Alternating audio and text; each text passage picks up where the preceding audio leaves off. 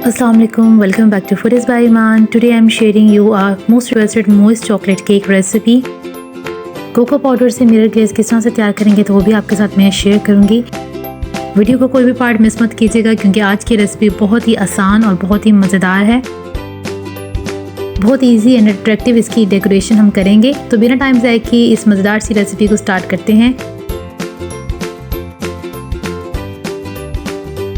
सबसे पहले एक क्लीन एंड ड्राई बाउल लें, उसमें 1/3 कप दही ऐड करें। साथ में ऐड करेंगे 1/3 कप ऑयल। ग्राम में मेजरमेंट्स भी आपको स्क्रीन पर नज़र आ रही होंगी, आप नोट डाउन कर सकते हैं। अब इनको अच्छी तरह से मिक्स करें। इसके साथ ही हम इसके अंदर ऐड करेंगे पाउडर शुगर। अगर आपके पास आइसिंग शुगर है तो आप वो ऐड कर सकते हैं, बट मैंने यहाँ पर सिंपल शुगर को ग्राइंड कर लिया है मिक्सर में और उसका पाउडर बना लिया है और अब उसे छान कर आप इसके अंदर ऐड करें। आपने लाजमी स्टीव करना है ताकि कोई भी पार्टिकल इसके अंदर रह ना जाए। तो यहाँ पर मैंने ली है 120 ग्राम पाउडर शुगर। ये देखें कुछ पार्टिकल्स हैं तो हम इन्हें अब निकाल देंगे। इसमें हमें बीटर को भी इस्तेमाल करने की ज़रूरत नहीं है। सिंपल आप स्पून के साथ, स्पैचुला के साथ या फिर हैंड विस्क के साथ आप इसे मिक्स करें और आपका बैटर रेडी हो जाएगा। और अगर आप बिगनर्स हैं तो आप इस केक को ज़रूर ट्राई कीजिएगा और आपके पास सामान नहीं है तो आप इस तरह से केक को बनाएं और अपने शौक़ को पूरा करें। तो यहाँ पर हम ऐड करेंगे 1 कप मैदा। इसे भी हम छान कर इस्तेमाल करेंगे। 150 ग्राम्स फ्लावर है, इसको आप छान लें। इसके अंदर हम ऐड करेंगे 1/4 कप कोको पाउडर। इसको भी अच्छी तरह से आप इसके अंदर छान लें।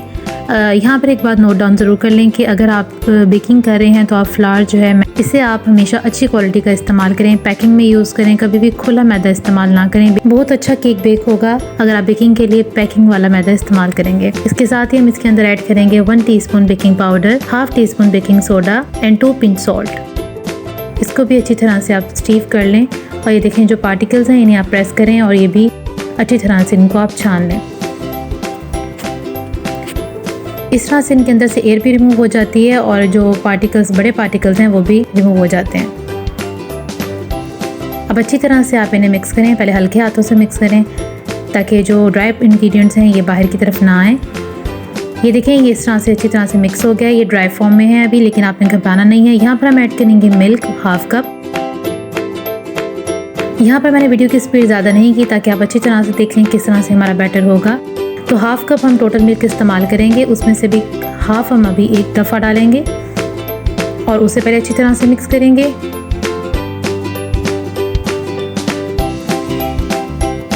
आप चाहें तो सारा मिल्क एक ही दफ़ा में ऐड कर सकते हैं, लेकिन अगर आप 1/2 करके ऐड करेंगे तो आपको मिक्स करना बहुत ही ईजी हो जाएगा। फिर भी अगर आपको केक बनाते वक्त कोई भी डिफ़िकल्टी हो तो आप मुझे कमेंट बॉक्स में मैसेज कर सकते हैं, इंशाल्लाह मैं ज़रूर आपको रिप्लाई करूँगी। तो आप देख सकते हैं कितना आसान तरीका है इस बैटर को रेडी करने का। ये हमारा लास्ट इंग्रेडिएंट है बैटर में कि हमने अच्छी तरह से इसके अंदर मिल्क को बस अब ऐड करना है। आप चाहें तो आप यहाँ पर हैंड विस्क भी यूज़ कर सकते हैं, आप चाहें तो स्पैचुला के साथ भी आप मिक्स कर सकते हैं। बस आपने अच्छी तरह से मिक्सिंग करनी है कि एक स्मूथ साइज़ का टेक्स्चर बन जाए।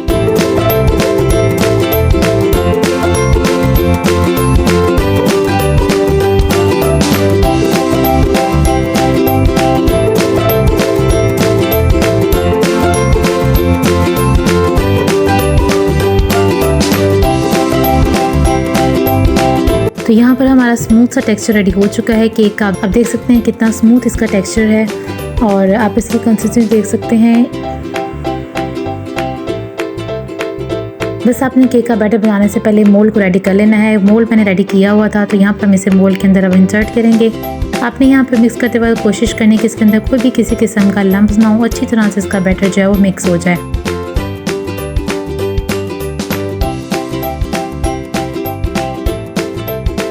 तो यहाँ पर आप देख सकते हैं बैटर कितना स्मूथ है और केक का मोल्ड जो है वो हमने रेडी कर लिया था। यहाँ पर ये इसका जो नीचे वाला लिड है वो सेपरेट हो जाता है। तो किसी भी किस्म के लीकेज से बचने के लिए मैंने नीचे फॉइल लगा लिया एल्युमिनियम और बटर पेपर, ऑयल लगाकर बटर पेपर लगा लिया था। यहाँ पर सारा बैटर इसके अंदर डाल देंगे। अगर आपको हाइट चाहिए तो आप केक का जो मोल्ड है उसकी चौड़ाई आप कम कर सकते हैं। मुझे यहाँ पर हाइट नहीं चाहिए थी तो इसलिए मैंने यहाँ पर 6 इंच का मोल्ड जो है वो इस्तेमाल किया है। अच्छा, यहाँ पर आप इसे टैप टैप करें। अब आप इन्हीं क्वांटिटीज़ को डबल कर कर केक जो है वो डबल भी कर सकते हैं। आप चाहें तो सेपरेट 2 स्पंज बना सकते हैं और दरमियान में आप इनकी फ्रोस्टिंग लगा लें। और यहाँ पर मैं केक बना रही हूँ पतीले में, तो पतीले को मैंने 10 मिनट पहले प्री हीट कर लिया था। और अब इसके अंदर हम केक को रखेंगे। एहतियात के साथ रखना है, पतीला जो है वो गर्म होता है।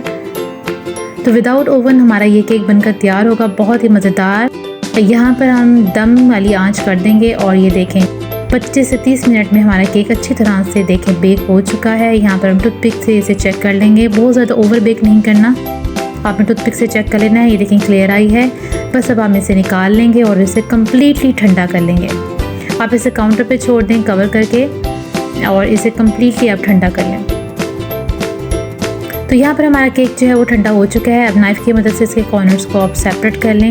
स्पंज आप देख सकते हैं कितना अच्छा और कितना सॉफ्ट है। अभी आपको उसको मैं चेक भी करवाती हूँ। तो नाइफ़ की मदद से आप इसके कॉर्नर्स को आप इस तरह से सेपरेट कर लें और केक को आप बाहर निकाल।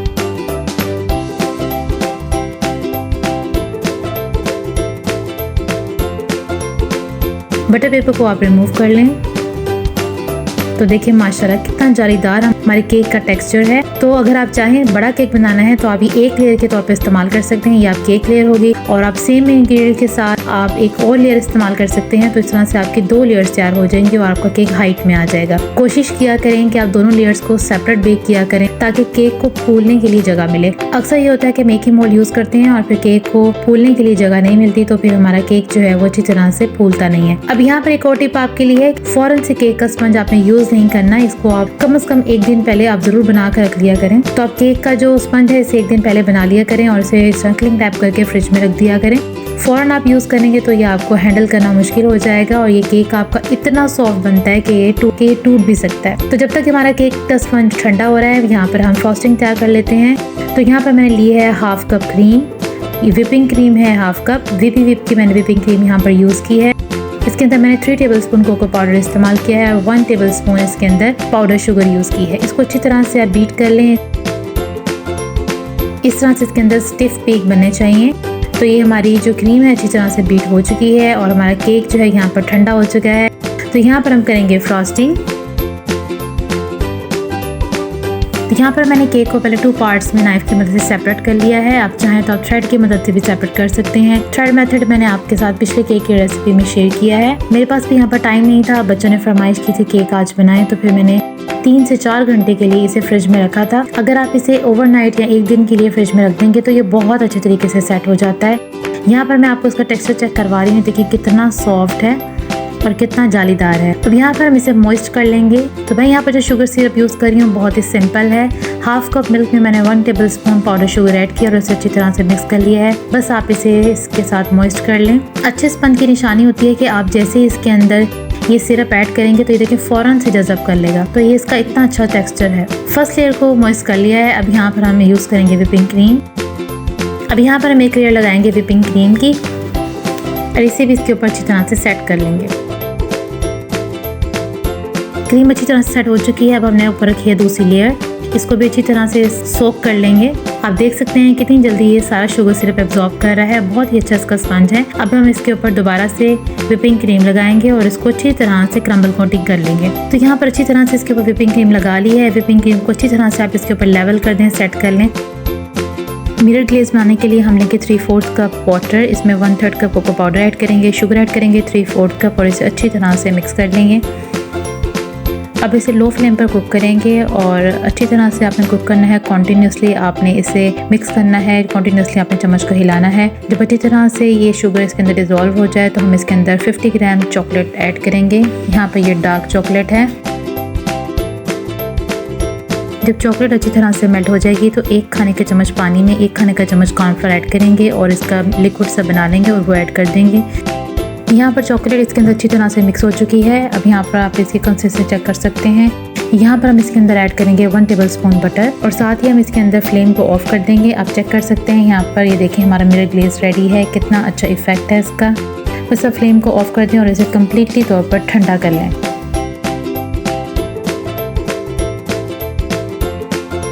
यहाँ पर हमारा रूम टेम्परेचर पर मिरर ग्लेज आ चुका है। अब हम इसे स्टेन कर लेंगे, इसे अच्छी तरह से छान लेंगे ताकि इसके अंदर कोई भी लम्स ना हो। यहाँ पर आप इसका इफेक्ट चेक कर सकते हैं और चेंज भी देख सकते हैं कितना स्मूथ इसका टेक्सचर है। यहाँ पर हमारा केक मुकम्मल तौर पर ठंडा हो चुका है, चिल्ड है। और तो चिल्ड केक के सेंटर में आप रूम टेम्परेचर पर मिरर ग्लेज को पोर करेंगे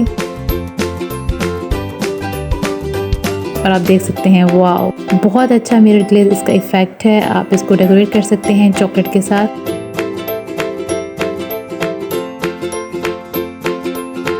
आई होप आपको ये रेसिपी बहुत पसंद आई होगी। अगर वीडियो को लाइक नहीं किया तो ज़रूर लाइक कीजिएगा, और अगर अभी तक चैनल पे न्यू है और सब्सक्राइब नहीं किया तो ज़रूर सब्सक्राइब कीजिएगा। इंशाल्लाह न्यू रेसिपी के साथ आपसे दोबारा मुलाकात होगी। तब तक के लिए इजाज़त दीजिए। अल्लाह हाफिज़।